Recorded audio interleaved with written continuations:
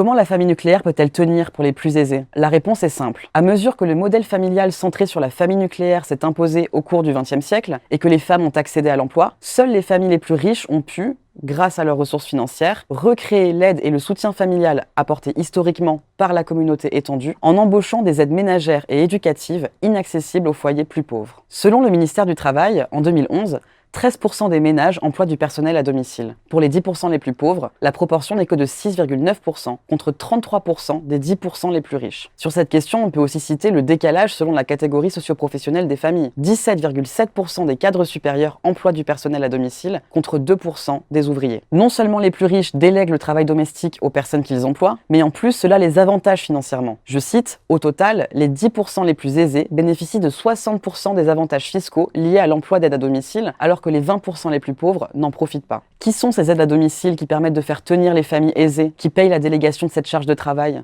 Déjà, ce sont des métiers exercés majoritairement par des personnes fortement précarisées. En 2013, 22% des assistantes maternelles, 37% des aides à domicile et 40% des employés de maison étaient sous le seuil de pauvreté, avec un salaire moyen mensuel de 704 € pour ces dernières. Sans surprise, 98% de ces métiers sont par ailleurs exercés par des femmes et 72% des travailleuses étaient employées à temps partiel, ce qui explique en partie leur niveau de pauvreté. Des femmes principalement donc, car elles seraient naturellement compétentes pour les tâches du domicile. Mais cette culture, en plus d'être misogyne, est aussi raciste. Selon une étude menée en 2015, je cite, « Cette soi-disant prédisposition qu'auraient les femmes à s'occuper de ce type de fonction est renforcée pour les personnes immigrées ou d'origine immigrée, comprenez descendants et descendantes de l'immigration postcoloniale, qui seraient, du fait de leur culture d'origine, d'autant plus compétentes à exercer ce type de fonction, puisqu'elles seraient dotées de compétences présumées naturelles aux emplois de ménage, nettoyage et aux soins des personnes. » C'est la mise en évidence pour ce type d'emploi d'une double assignation sexuelle et ethnique en tant que femme et immigrée. Ce modèle traditionnel, pourtant présenté comme l'image universelle de ce qu'est la famille, n'est donc en réalité viable que pour une part spécifique de la population. Y avoir accès est fortement conditionné par des critères socio-économiques.